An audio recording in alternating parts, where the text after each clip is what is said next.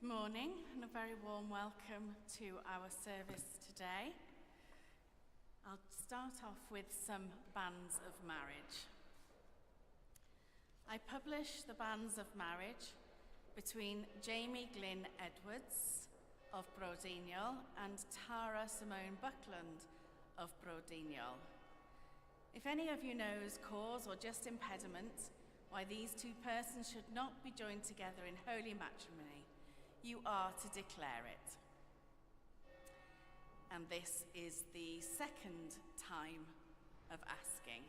And so as we pray for Jamie and Tara as they prepare for their wedding, they will be getting married in St Mary's in Menai Bridge.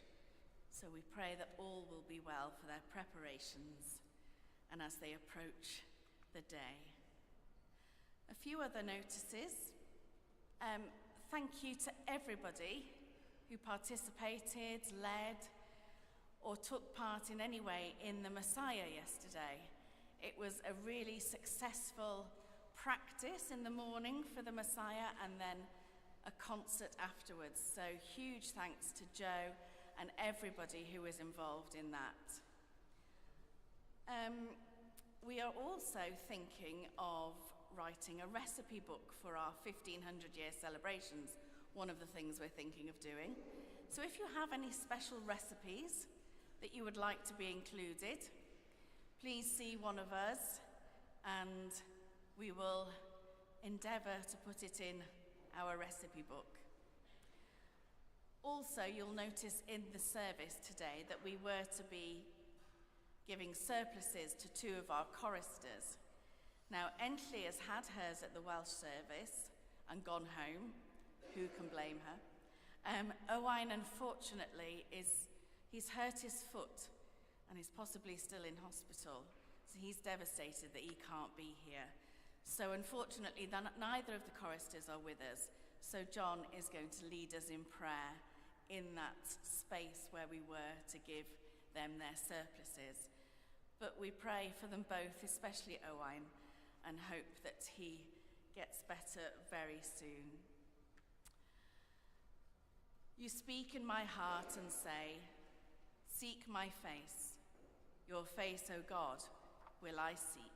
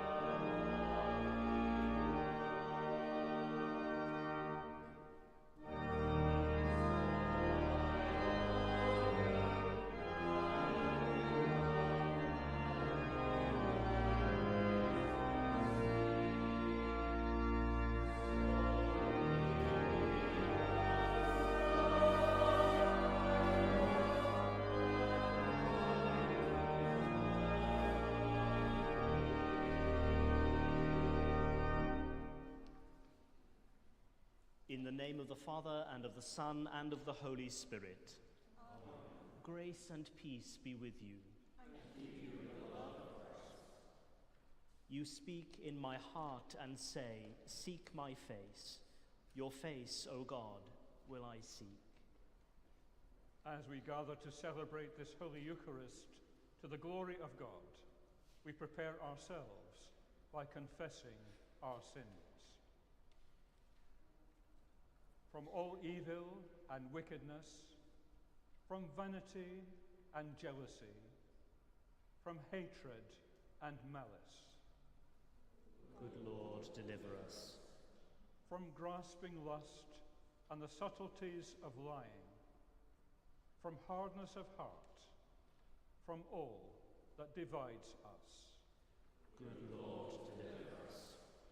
In our refusal to recognize our worth, in the piercing of our hearts with the lance of your love. Good Lord, deliver us.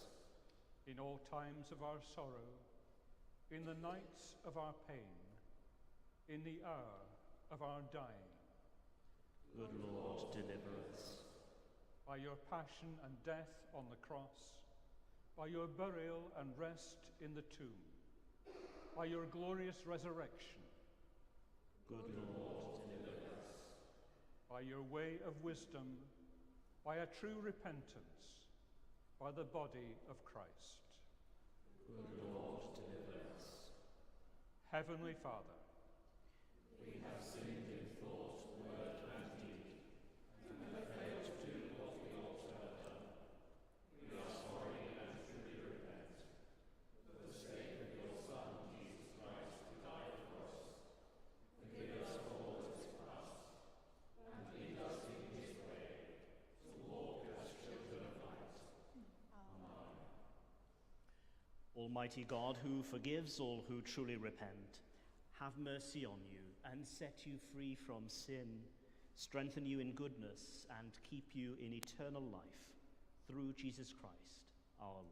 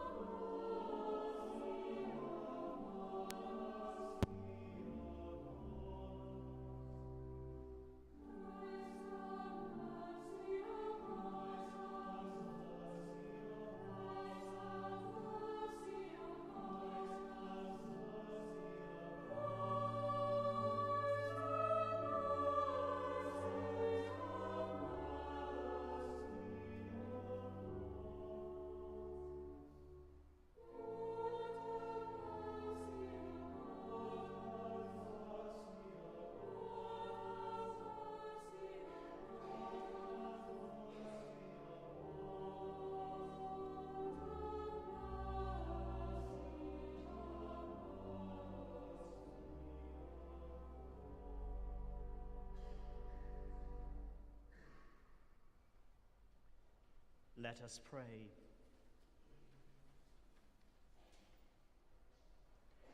Almighty God, you show to those who are in error the light of your truth, that they may return to the way of righteousness.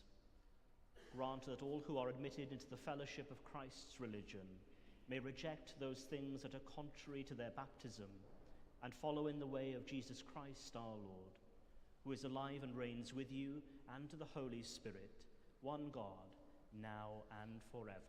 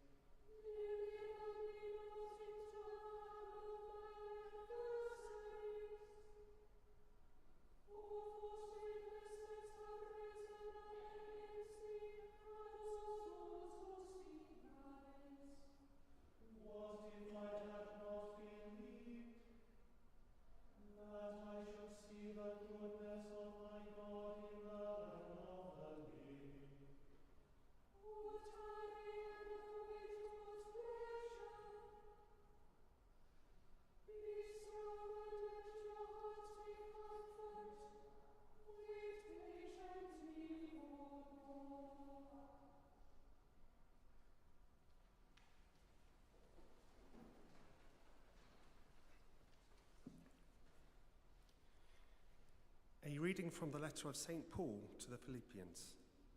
Dearly beloved, join in imitating me and observe those who live according to the example you have in us. For many live as enemies of the cross of Christ. I have often told you of them, and now I tell you even with tears. Their end is destruction.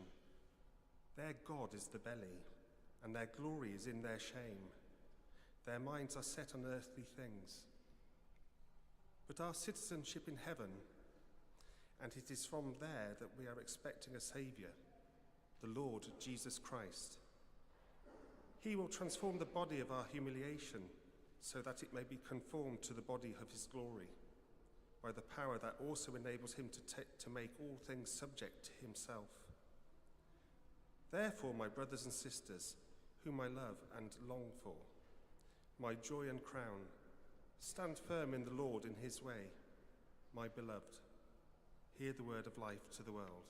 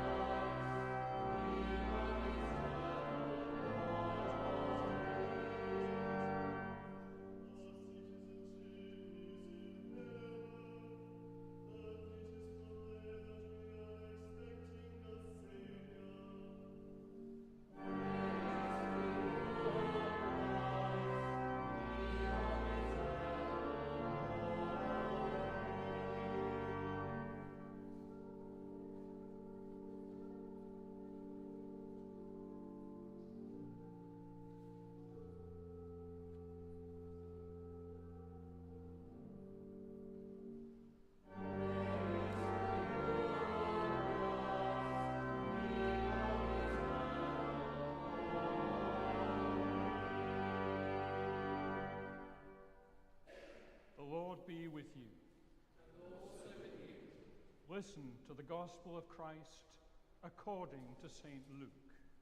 Glory to you, O Lord. At that time, some Pharisees came and said to Jesus, "Get away from here, for Herod wants to kill you." He said to them, "Go and tell that fox for me. Listen, I am casting out demons and performing cures today and tomorrow, and on the third day I finish my work. Yet today, tomorrow, and the next day I must be on my way, because it is impossible for a prophet to be killed away from Jerusalem. Jerusalem, Jerusalem, the city that kills the prophets and stones those who are sent to it. How often have I desired to gather your children together, as a hen gathers her brood under her wings, and you were not willing. See, your house is left to you. And I tell you, you will not see me until the time comes when you say, 'Blessed is the one who comes in the name of the Lord.'" This is the gospel of the Lord. Praise to you, O Christ.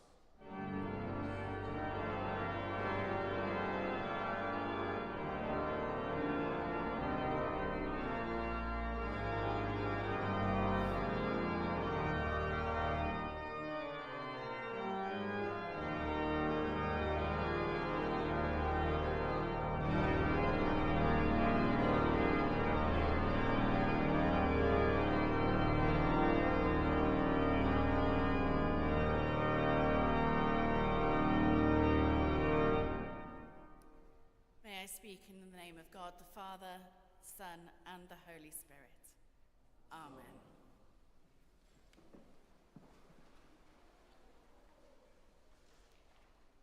There's been a lot of talk about foxes in the cathedral recently. A pre-evensong conversation about the sunny but cold day reminded us of the Welsh saying, "Hael llwynog," or foxy sun in English. It's a good description of the winter sun, deceptively bright, fooling us into thinking that the weather is warm, when in fact the temperatures are still very low, just like this morning. Foxes in the Bible, as in other literature, often symbolize cunning, deceit, and destruction. They are portrayed as creatures that can stealthily cause harm and disrupt order. Foxes are mentioned in the Old Testament as well as the New, and one of those references is in the Song of Solomon, where it says, "Catch for us the foxes, the little foxes that ruin the vineyards, our vineyards that are in bloom." Here, foxes symbolize small but destructive forces that can harm relationships and spiritual growth.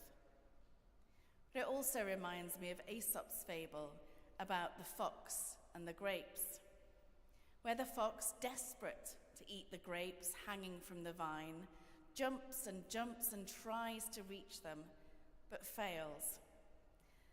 Now, rather reassessing what he's doing or asking for help, the fox just gives up, telling himself that the grapes are sour anyway. I never wanted the grapes in the first place. So when Jesus responds to the Pharisees' warning about Herod wanting to kill him, he's not responding mildly by calling Herod a fox. It's an obvious insult, emphasized by the fact that foxes are seen as unclean in Jewish holiness codes. Jesus is not messing around.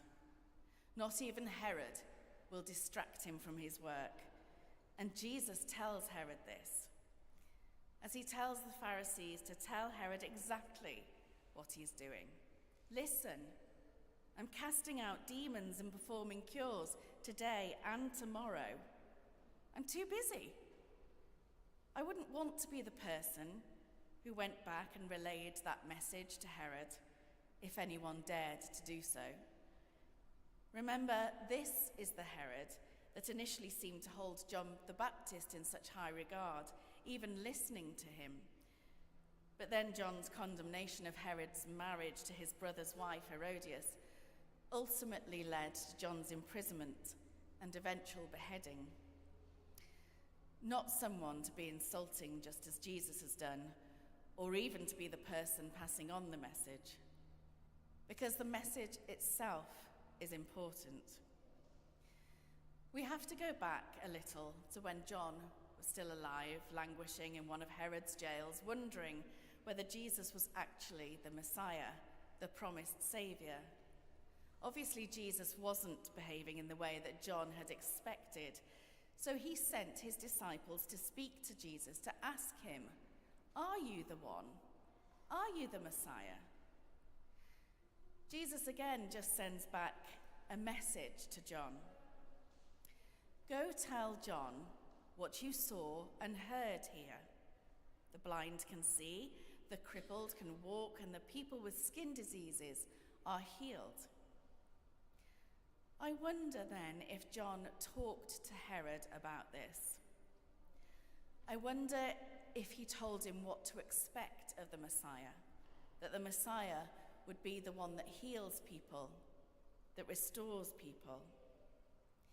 Maybe in one of their conversations whilst John was in prison, he told Herod about the restoration to come, warned him. John was an evangelist and he was passionate about getting God's message out. So it's hard to believe that he wouldn't say anything to Herod about the coming Messiah. To give him the message. We know from the Gospels that Herod worried that Jesus was John the Baptist resurrected. He'd kind of been tricked into killing John, and he was scared, although he was not averse to killing. So the Pharisees' warning to Jesus was very real. He was in real danger. But he also wasn't going to stop bringing God's restoration to God's people. Jesus, it seems, is to be judged by his actions, the actions of the Messiah, which are people restored to health, society, and fullness of life. This is what Jesus was saying to John, and it's the message he was passing to Herod. Maybe Jesus' response was a coded message to Herod, that Jesus was the promised Messiah, and he wasn't to be stopped. Not yet, at least. That was to come. This was to come in Jerusalem. But today and tomorrow, Jesus was too busy. And then Jesus laments, "Jerusalem, Jerusalem, the city that kills the prophets and stones those who are sent to it to warn them." How many other places could we replace Jerusalem with today? How many other places figuratively kill their prophets, ignore warnings of disaster, wrongdoing, and general turning from God? What would Jesus be lamenting today? Lament is a way to come to terms with grief, disappointment, and need through expressions of complaint and petition. What do we lament now? But even in his lament, Jesus is appealing to his people. How often have I desired to gather your children together as a hen gathers her brood under her wing? Even when we stray, even when we sin, even when we would kill the one that came to save us, God still wants to gather us under God's wing to protect us. A hen gathering up her chicks under her wing, sheltered from the fox that would ruin the vineyards that were in full bloom, the fox that would kill the true vine. The fox prowls, but Jesus will not be stopped. The people stray, but God, the mother hen, gathers them up and protects them despite their transgressions. It's a scenario which plays and replays throughout our history, yet God remains faithful. As the world seems yet again in disarray during this Lenten season, may we hear God's call, the call of the mother hen for her chicks to be gathered under her wing. As we walk towards Palm Sunday and hear ourselves say, "Blessed is the one who comes in the name of the Lord," may we be reminded that all along Jesus was walking this way, knowing what was to come, but still wanting to protect us. Jesus' destiny was not to be killed by this Jewish ruler, but to continue on. Jesus' destiny was to be killed by a worldly leader, by Pilate himself, so that all the world would know of God's power in resurrection. May we have a fraction of the bravery and faith that Jesus showed. And may we be able to say to those leaders who lead by fear and greed, "Listen, we're busy. We're busy restoring lives today and tomorrow, and we will not be stopped from the work that Jesus has left us to do. Because we know Good Friday is coming, but we also know what the third day will bring." Amen.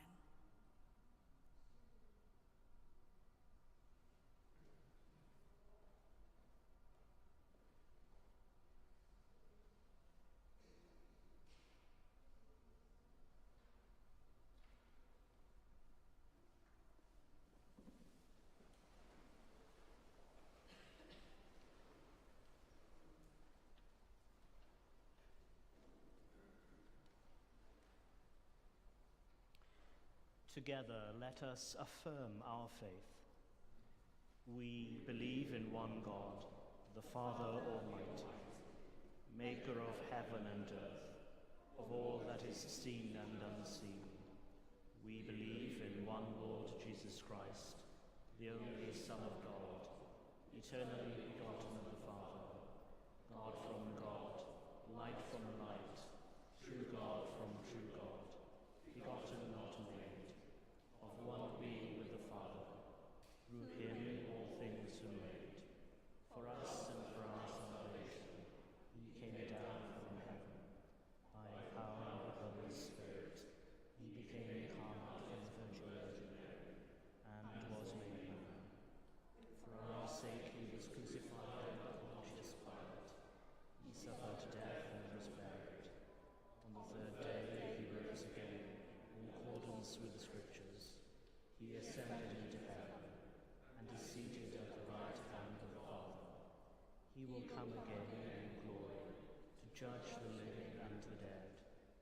whose kingdom will have no end.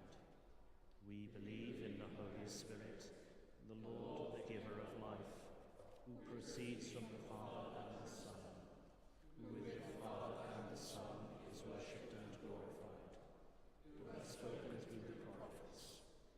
We believe in one holy Catholic and Apostolic Church.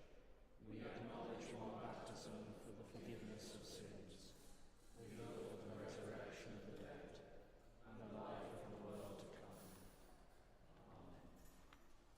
Let us pray.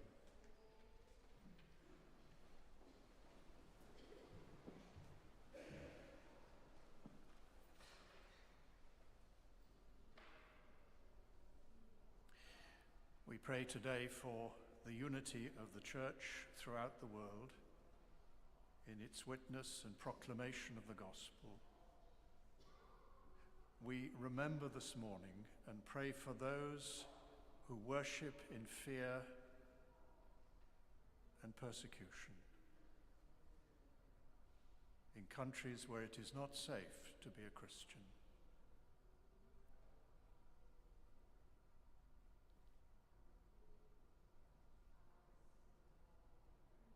God, in your mercy, we pray for the world in which we live, bringing to mind the worrying concerns we have for the stability of the planet. We continue to pray for peace with justice for all peoples, and for the leaders of the nations now gathering to work together to secure lasting peace in the Middle East, in Ukraine and Russia.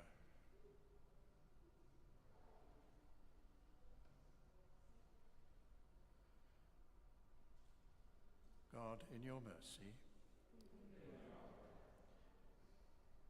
we pray for the places where we work, where we learn, and where we spend our leisure.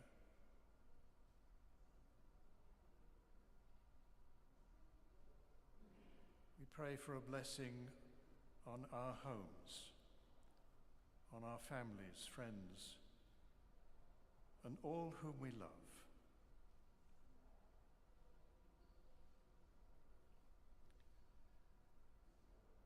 God, in your mercy, we bring before God this morning the sick and the suffering and all who ministered at their needs, especially those who have asked for our prayers. For Les, David, Dimitro, Mark, Victoria, John Parry-Jones, Adrienne, Tom, Ahmed, Joe, Lucy, Arthur, James Guy, David Llewellyn Parry, Richard, Simon, Michael, Francis, Bishop,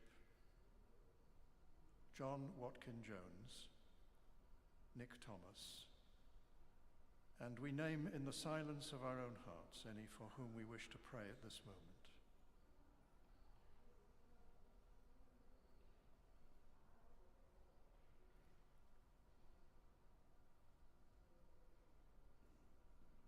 God, in your mercy, we pray for those who have recently died, and among them Roger Harcourt, Joseph Pakincha, Abraham, Margaret Pantos, Valmai Davis, Dennis Griffiths, and for those who mourn their loss,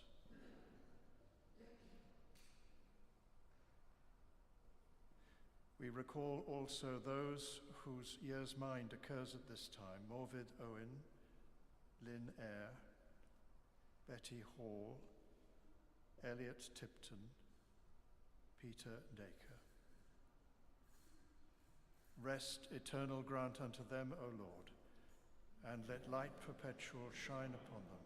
May they rest in peace. Rise in glory.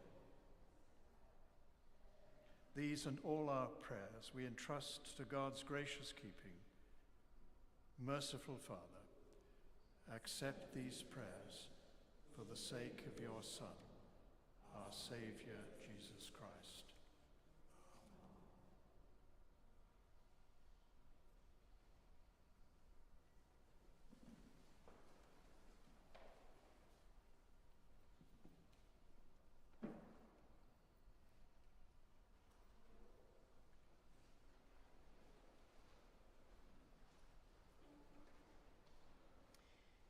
Jesus says, "Peace I leave with you, my peace I give to you. Do not let your hearts be troubled, neither let them be afraid." The peace of the Lord be with you always. And also with you. We share a sign of peace. Amen.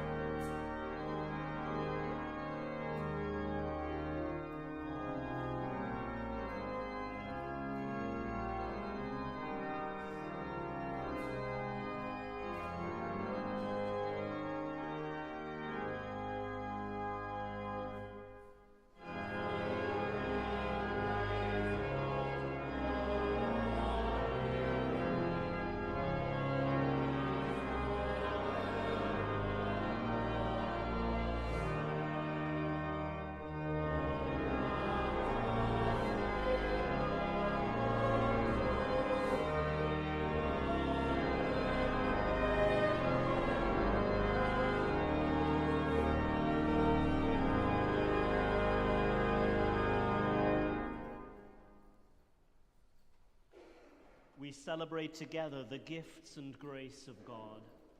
We take this bread, we take this wine, to follow Christ's example and obey his command.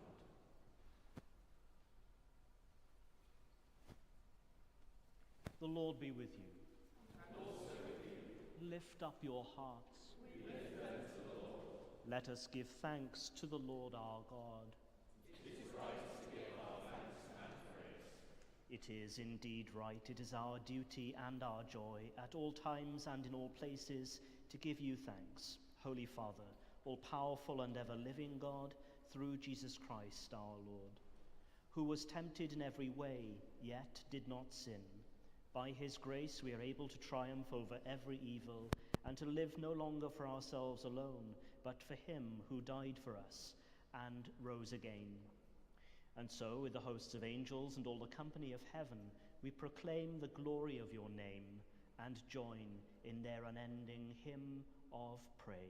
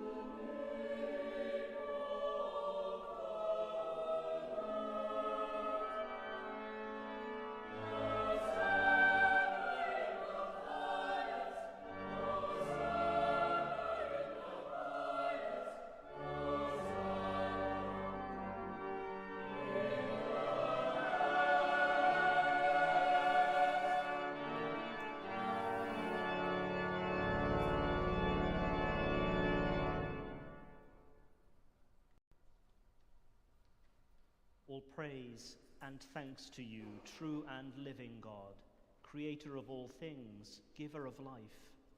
You formed us in your own image, but we have marred that image and fall short of your glory. We give you thanks that you sent your Son to share our life. You gave him up to death that the world might be saved, and you raised him from the dead that we might live in him and he in us. Sanctify with your Spirit this bread and wine, your gifts to us, that they may be for us the body and blood of our Saviour Jesus Christ.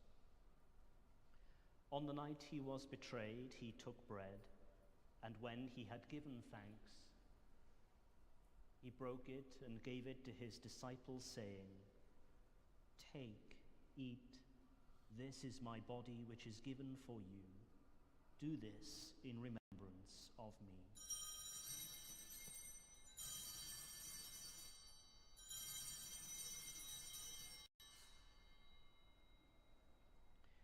In the same way, after supper, he took the cup, and when he had given thanks, he gave it to them, saying, "Drink from this, all of you, for this is my blood of the new covenant, which is shed for you and for many for the forgiveness of sins. Do this as often as you drink it, in remembrance of me."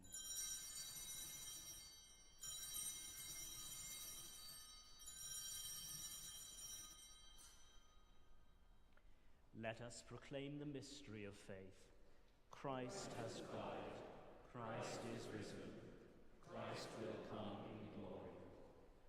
As he has commanded us, Father, we remember Jesus Christ, your Son, proclaiming his victorious death, rejoicing in his resurrection, and waiting for him to come in glory. We bring to you this bread, this cup. Accept our sacrifice of thanks and praise. Restore and revive your people. Renew us and all for whom we pray with your grace and heavenly blessing, and at the last receive us with all your saints into that unending joy promised by your Son, Jesus Christ our Lord. Through him, with him, in the unity of the Holy Spirit, all honor and glory are yours, Almighty Father, forever and ever.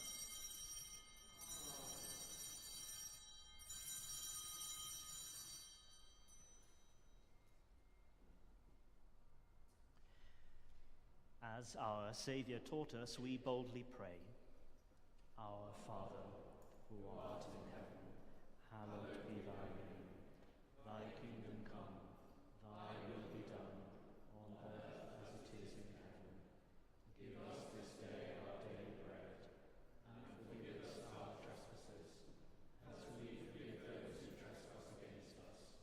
And lead us not into temptation, but deliver us from evil. For thine is the kingdom, the power, and the glory, forever and ever. Amen. We break this bread to share in the body of Christ.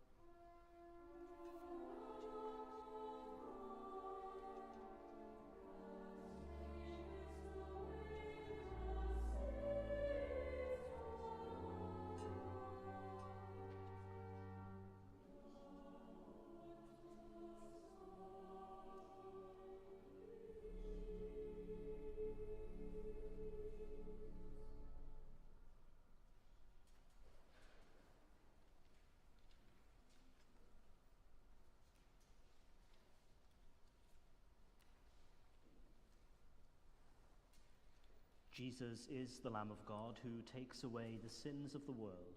Happy are those who are called to his supper. Lord, I am not worthy to receive you, but only say the word, and I shall be healed.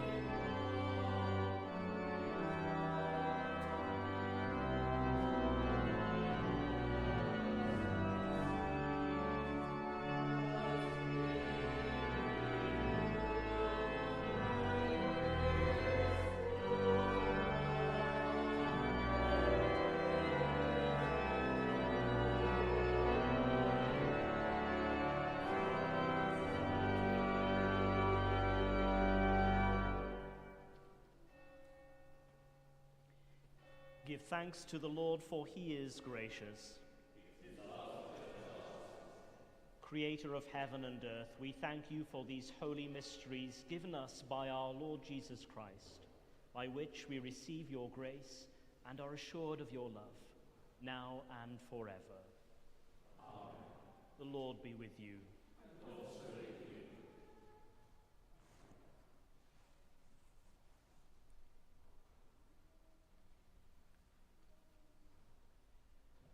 Christ give you grace to grow in holiness, to deny yourselves, take up your cross, and follow him. And the blessing of God Almighty, the Father, and the Son, and the Holy Spirit, be among you and remain with you always. Amen. Confessing that Jesus is Lord, to the glory of God the Father, go in peace to love and serve the Lord.